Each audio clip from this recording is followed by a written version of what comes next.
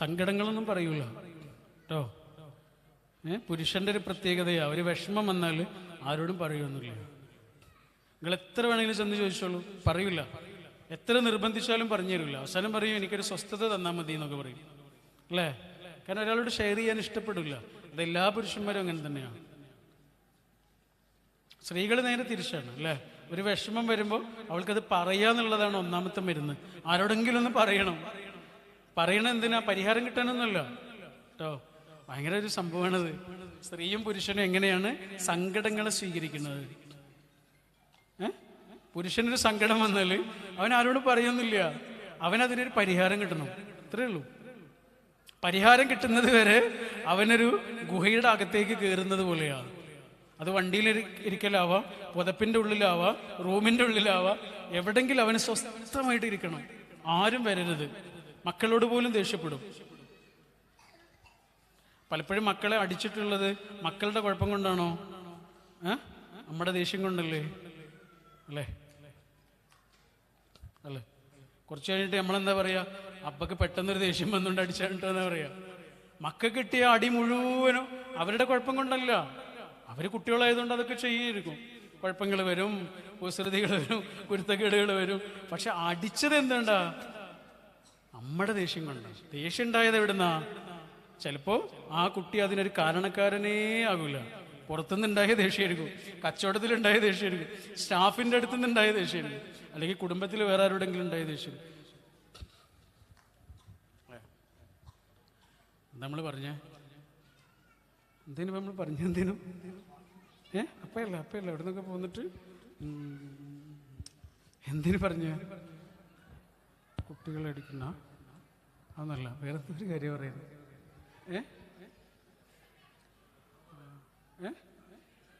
വേറെയാണല്ലേ അല്ലെ? ഇപ്പൊ അവസാനം പറഞ്ഞ എന്തായിരുന്നു? പുരുഷൻ. Yes, thank you. നിങ്ങളെ പേരെന്താ? നിങ്ങൾ നല്ലൊരു സ്റ്റുഡൻ്റാണ്. പുരുഷന്മാർ സങ്കടം വന്നാൽ ആരോടും പറയില്ല. അപ്പം നമ്മൾ വിചാരിക്കുക എന്താണ്, നിങ്ങൾക്കൊരു സങ്കടം ഉണ്ടായിട്ട് എന്നോട് പറഞ്ഞില്ലല്ലോ എന്നൊക്കെ ചോദിക്കൂലേ? നിങ്ങൾ രാവിലെ പോയ ആളല്ലല്ലോ, വൈകിട്ട് വരുമ്പോൾ എന്നോടെങ്കിലും ഒന്ന് പറഞ്ഞൂടെ എന്നൊക്കെ ചോദിക്കൂലേ? പറയൂല. അത് പുരുഷന്റെ പ്രത്യേകതയാണ്. അവനതിന് പരിഹാരം കിട്ടണം. എന്നാലോ സ്ത്രീ നേരെ തിരിച്ചുമാണ്. അവൾക്കൊരു സങ്കടം വന്നാൽ പരിഹാരം കിട്ടുന്നതിനേക്കാൾ അത് അവൾക്ക് ആരോടെങ്കിലും ഒന്ന് ഷെയർ ചെയ്യണം. ആരോടാ ആദ്യം വന്ന് ഷെയർ ചെയ്യുക? നമ്മളോട്. നമ്മൾ പറഞ്ഞു തുടങ്ങുമ്പോഴേക്കും എന്ത് കൊടുക്കും? പരിഹാരം. ഇതല്ലേ? അവൾക്ക് എന്ത് വേണ്ട? പരിഹാരം വേണ്ട. അത് പിന്നെ വന്നോളൂ. ആദ്യം അവൾക്ക് എന്ത് വേണം? ഇത് ആരോടെങ്കിലും ഒന്ന് ഷെയർ ചെയ്യണം. അതുകൊണ്ട് സ്ത്രീ എന്ന് പറയുന്നത് ഭയങ്കര ഇമോഷണൽ ജീവിയാണ്. അവൾക്ക് സങ്കടമാവട്ടെ, സന്തോഷമാവട്ടെ, പിന്നെ എല്ലാ ഫീലിങ്ങും അവൾക്ക് എക്സ്ട്രീമാണ്. അതിൻ്റെ കാരണം എന്താണെന്ന് വെച്ചാൽ തലച്ചോറിൻ്റെ 2 ഭാഗങ്ങൾ ഒരേപോലെ വർക്ക് ചെയ്യും. സങ്കടം വന്നാലും കൂടുതൽ സങ്കടമായിരിക്കും. സങ്കടമായിട്ട് ബന്ധപ്പെട്ട എല്ലാം അവൾക്ക് വരും. സന്തോഷം വരുമ്പോഴും എല്ലാ സന്തോഷങ്ങളെയും ഒരുപോലെ അവൾ മനസ്സിലേക്ക് ഓർത്തെടുക്കും, അല്ലേ? ഇന്നുണ്ടായൊരു സംഭവം എങ്ങനെ അവൾ പറയാ? അതുപോലൊരു സംഭവം 10 കൊല്ലം മുമ്പ് നടന്നിട്ടുണ്ടെങ്കിൽ അതാണ് ആദ്യം പറയാ, അല്ലേ? അതെന്തുകൊണ്ടാ? അവൾ കണക്ട് ചെയ്യും. പണ്ടൊരു മാഷ് കല്യാണം കഴിച്ചൊരു കഥയുണ്ട്. എനിക്ക് തമാശ പറയാനൊന്നും അറിയില്ല, ചിലപ്പോൾ ഇത് തമാശയായിട്ടൊന്നും മാറൂല. പറ്റുകയാണെങ്കിൽ നിങ്ങൾ ആസ്വദിച്ചാൽ മതിട്ടാ. ഇത് തമാശയാണ് ശരിക്കും. എനിക്കത് പറയാൻ കഴിയുമെന്ന് അറിയില്ല, അതാണ് ഞാൻ പറഞ്ഞത്. ഓക്കെ. അപ്പം മാഷി കല്യാണം കഴിഞ്ഞ് പുതിയ പെണ്ണാണല്ലോ. അപ്പം അവളോട് ഒരു ദിവസം പറഞ്ഞു, എൻ്റെ ക്ലാസ്സിൽ ബിന്ദു എന്ന് പറഞ്ഞിട്ടുള്ളൊരു മോളുണ്ട്, അവളുടെ നെറ്റിയിൽ നല്ല രസമുള്ളൊരു മറുകുണ്ട്, ആ മറുക് ഭയങ്കര ഭംഗിയാണ്, ക്ലാസ് എടുക്കുമ്പോഴൊക്കെ ഞാനത് ശ്രദ്ധിക്കാറുണ്ട് എന്നൊക്കെ പറഞ്ഞു. കുറേ കാലം കഴിഞ്ഞ് അയാൾ പെൻഷനൊക്കെ പറ്റി, റിട്ടയർഡായി. ഒരു ദിവസം രാത്രി ഇങ്ങനെ തപ്പിപ്പിടിച്ച് വരുന്ന സമയത്ത് കല്ലിൽ തട്ടിയിട്ട് ആള് വീണ്. ഭാര്യ ഓടി വന്നിട്ട് ടോർച്ചും കൊണ്ട് ഓടി വന്നിട്ട് ചോദിച്ചു, എന്ത് പറ്റി? ഞാൻ കല്ല് കണ്ടില്ല എന്ന് പറഞ്ഞു.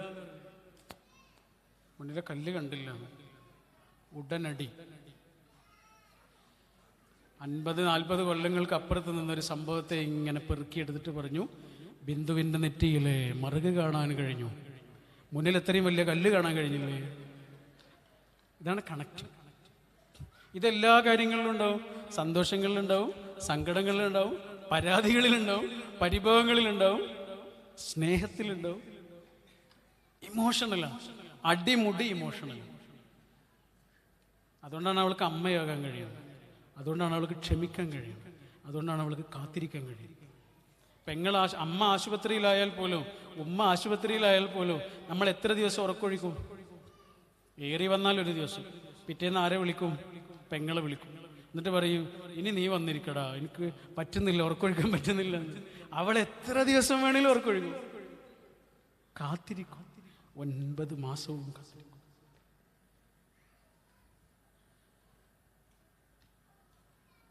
അവൾ അടിമുടി അമ്മയാക്കി വെച്ചിരിക്കുക അല്ലേ? അടിമുടി അമ്മയാ, അടിമുടിയാ. ചെറിയ കുഞ്ഞിന് പോലും അവൾ അമ്മയാ.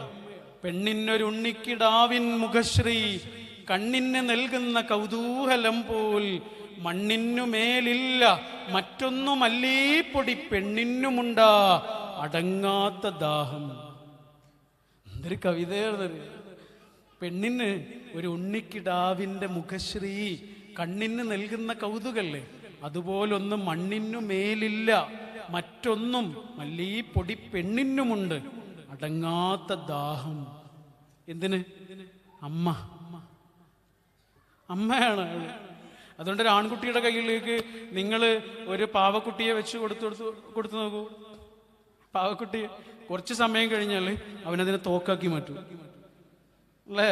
എന്നാലൊരു പെൺകുട്ടിയുടെ കയ്യിലേക്ക് ഒരു തോക്ക് വെച്ച് കൊടുത്തു നോക്കൂ, കുറച്ച് സമയം കഴിഞ്ഞാൽ അവൾ അതിനെ ഒരു പാവക്കുട്ടിയാക്കിയിട്ട് മാറ്റും. തോളിലിട്ടിട്ട് ഇങ്ങനെ ഉറക്കുന്നത് കാണാം. ആരാ? തോക്ക്. പെണ്ണിനൊരുണ്ണിക്കിടാവിൻ മുഖശ്രീ, അടിമുടി അമ്മയാ, അമ്മ. ഞാൻ കുറച്ച് ദിവസം മുന്നേ ഒരു യാത്ര പോയിരുന്നു കേട്ടോ, ഇവിടെ കുവൈത്തിൽ. അപ്പോൾ അവിടെ 4 പ്രോഗ്രാമിലാണ് പങ്കെടുത്തത്. ഈ 4 പ്രോഗ്രാമിൽ ഒരേ ഡ്രസ്സാണ് ഇട്ടത്. ഒരു കറുത്ത ടീഷർട്ട്, ഇതേപോലത്തെ ഒരു ടീഷർട്ട്. തേക്കൊന്നും വേണ്ടല്ലോ, അലക്കിയാൽ മതി ഇടയ്ക്കിടയ്ക്ക്. തേക്കേണ്ട ആവശ്യമില്ല, അതുകൊണ്ട് ഇത് ഇടുന്നത്. തേക്കാൻ മടിയായതുകൊണ്ടാണ് ഇങ്ങനത്തെ ഇടുന്നത്. അപ്പോൾ കറുത്ത ടീഷർട്ടാണ് എല്ലാ ദിവസവും ഇട്ടത്. അപ്പം ഞാൻ അവിടുന്ന് തിരിച്ചു പോരുന്നതിൻ്റെ തലേ ദിവസം ഞങ്ങൾ വെറുതെ ഇങ്ങനെ കറങ്ങുകയാണ്, അതിലൂടെ ഇങ്ങനെ യാത്ര ചെയ്യും. അപ്പം എന്നോട് നമ്മുടെ പ്രോഗ്രാം ചെയ്ത ഒരാളുണ്ട്, അദ്ദേഹം എന്നോട് ചോദിച്ചു, അല്ല എല്ലാ ദിവസവും ഒരു ടീഷർട്ടാണല്ലോ, ചോദിക്കുന്നതുകൊണ്ടൊന്നും വിചാരിക്കരുത്, ഇത് ഒരേ ടീഷർട്ടാണോ അല്ല പല പല ടീഷർട്ടാണോ എന്ന് ചോദിച്ചു. അപ്പം ഞാൻ പറഞ്ഞു, എനിക്ക് കറുത്ത വസ്ത്രവും ഇഷ്ടമാണ്, പിന്നെ ടീഷർട്ടും ഇഷ്ടമാണ്, അതുകൊണ്ടാണ് അത് ഇങ്ങനെ ഇടുന്നതെന്ന്. അപ്പം എന്നോട് പറഞ്ഞു, അല്ല ഒരു സംഭവമുണ്ട്. എന്നോട് എൻ്റെ വൈഫ് പറഞ്ഞു, അദ്ദേഹം പറയാ, എന്നോട് എൻ്റെ വൈഫ് പറഞ്ഞു, അല്ല മൂപ്പര് വേറെ ഡ്രസ്സ് കൊണ്ടുവരാൻ മറന്നുപോയതാണോ, അതുകൊണ്ടിരിക്കും ഒരേ ഡ്രസ്സ് തന്നെ ഇട്ടുകൊണ്ടിരിക്കണത്. സത്യത്തിൽ അതായിരുന്നു, സത്യത്തിൽ അതാണ് സംഭവിച്ചത്. കാരണം ഞാൻ ഡ്രസ്സ് വെച്ച എന്തോ ഒരു ബാഗ് ഉണ്ടായിരുന്നു, അത് മറന്നുപോയി. അതുകൊണ്ട് എല്ലാ ദിവസവും ഞാൻ വിചാരിക്കുന്ന ആ പ്രോഗ്രാമിൽ എത്ര ആളുകൾ പങ്കെടുത്തിട്ടുണ്ടാവും, അവരൊന്നും ഇത് ആലോചിച്ചിട്ടില്ലല്ലോ. പക്ഷെ ആ സ്ത്രീ ഇല്ലേ, അവര് ഒരൊറ്റ നിമിഷം അമ്മയായിട്ട് ആലോചിച്ചു. അതാണ് ഒരമ്മയ്ക്ക് മാത്രമേ ഇത് ചിന്തിക്കാൻ കഴിയുള്ളൂ. എൻ്റെ വസ്ത്രം ഇവിടെ ഇങ്ങനെ കീറിയിട്ടുണ്ടെന്ന് വിചാരിച്ചോളൂ. നിങ്ങളൊക്കെ എന്താ വിചാരിക്കുക, എന്തൊരു ലാളിത്യമുള്ള മനുഷ്യനാണ്, കീറിയ വസ്ത്രം പോലും പൊതുസദസ്സിലിടുന്നു എന്നൊക്കെയല്ല വിചാരിക്കുക. ഇവരെന്താ വിചാരിക്കുക, അതൊന്ന് കിട്ടിയിരുന്നെങ്കിൽ 5 മിനിറ്റ് കൊണ്ട് ഞാനത് തുന്നിക്കൊടുക്കുമല്ലോ.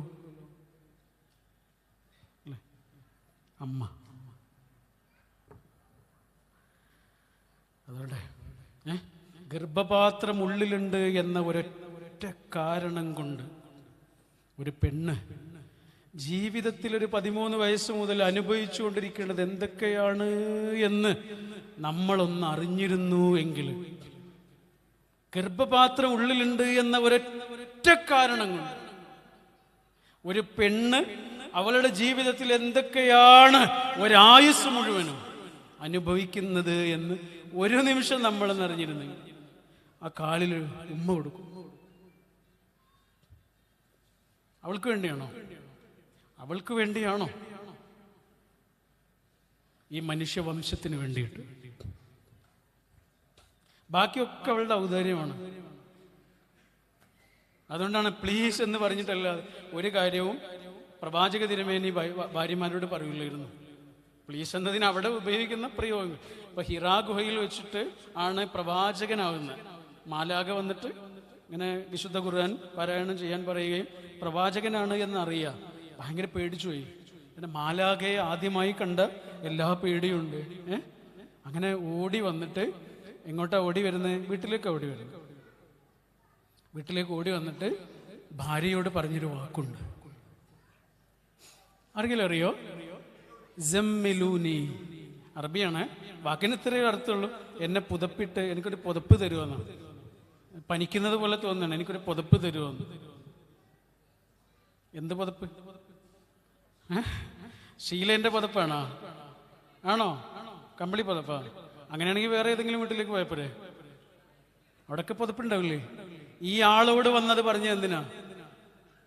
ഒരു തുണിശീല കൊണ്ട് എന്നെ പുതപ്പിക്കുന്നല്ല, നിന്റെ ഇളം ചൂടുള്ള ശരീരം കൊണ്ട് എന്നെ ഒന്ന് പുതക്കൂന്ന, എന്നൊന്ന് കെട്ടിപ്പിടിക്കണമെന്ന്.